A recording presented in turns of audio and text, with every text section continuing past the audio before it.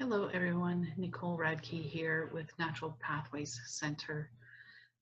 We're a conscious living center and I help people just live everyday, ordinary life, more connected with their intuition, with their higher self and their team of helpers, so that you don't have to leave one state of being to enter into another, which is typically what happens when we go into meditation. We have this idea that we have to leave one state of being, normal, awake, aware mind, and go into a deeper space. And even though that's happening, we want that to always be on. Me, it's like having the TV on in the background of the room. It's always there, but I don't have to be distracted by it. But if I need some information, I can always tune into it or change the channel if I need to. So how do you start off your day? My favorite thing to do in the morning when I first wake up is recall my dreams. Now, some people might say, I don't remember my dreams, or I don't feel like I'm dreaming. It's happening anyway. It's the part of your subconscious mind that is connected to your higher self, where you're informed every night as to what's happening to you. And so you're setting up not only the next day, but also future things to come, organizing things from the past, and also traveling multidimensionally. So a lot of things happen while you're sleeping. If you're not remembering your dreams, that's okay. You can definitely work on that through setting dream intention. So that's what I do. This is how I start off my morning. I actually start the night before with setting some dream intent. And typically it's just asking my team to help me have the most appropriate dream experience, whatever that may be. I know in the dream state, anything is possible, anything is changeable. And so there are no boundaries or limitations to what we can experience or what we can explore. But this is the state of mind that I leave off in the evening, go into my dreamscape, and then wake up and recall first thing in the morning what those dreams are. Now, if you have a partner or a friend that you can share those dreams with, then that's even better, because I think anytime that we get to verbalize, share some of those experiences, we get to not only integrate that information, but it makes it fun. So text a friend or roll over, wake your partner up, ask them what they dreamed. So that's typically what we do. The next thing that I do is check in with my team. This is my team of helpers. You might consider them angels or guardians. That's not typically how I refer to them.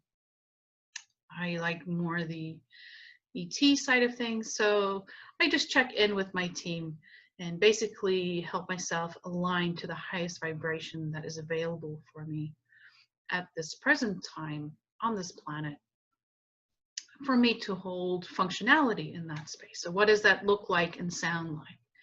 Well, it could simply be just focusing internally and asking your I am, just please upgrade me or reset me or calibrate me to the highest frequency that is available to me, and to maintain functionality in that space.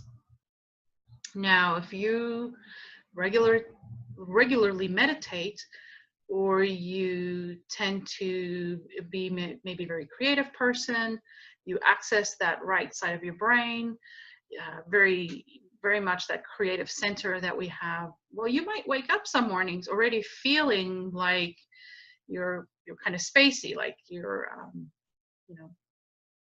your head's just kind of open. That fluidity that comes with being in a higher state of consciousness and awareness helps us bring in information. So it's really important that we want to maintain functionality in any state of being that we're in, because it's no use I'm driving down the street and I need all my focus and attention on what I'm doing, where I'm going, but my intuition or my connection to my higher self is someplace else, and I'm just losing focus. So by just adding that little phrase to maintain functionality in all states of being, definitely makes a difference into how engaged you are. So you can be driving down the street, being in a meditative state anyway when you do these things automatically, but then also being fully engaged and aware of where you're headed. Now, how does this help, when you're at work or dealing with your family, or maybe you're in a situation where you need some guidance and things seem really confusing? The best thing that I have found is to just first check in with yourself and see if I'm clear. This is the second thing that I do in the morning. Third thing. First thing is recall my dreams. Second thing is calibrate myself to the highest frequency available for me while maintaining functionality. And the third thing I do is ask, am I clear? Yes or no? If I'm clear, I'm good to go. And I enjoy my day. If I'm not clear, then I know there's something to be working on. The thing with intuition and using that communication center that you have, I really consider intuition to be a form of communication, that anytime that you ask a question, the answer is immediately there. We live in a world of duality, in a world of contrasts. This is part of what we create, but there's never a time that you ask a question and the answer is not provided. Now, it might take you a while to recognize that, to either hear it internally or to see it, whether that's through your own intuition, through your third eye, or through your imagination, or through a memory, or seeing it out in your physical world as a synchronicity. But very often when we don't get that immediate feedback or that immediate answer, if we don't recognize it, then we think, well, nobody's listening. That it's always there at the most appropriate time. And so don't underestimate planting that seed. But if you follow these few steps of just calibrating yourself to your highest frequency available, checking if you're clear, it takes a lot of that murkiness away, that confusion, where we tend to dismiss that first thought that we get, or that first intuitive response that we have to our questions. And it definitely brings some clarity to that.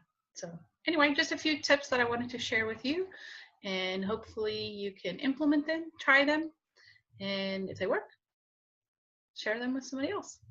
Love you.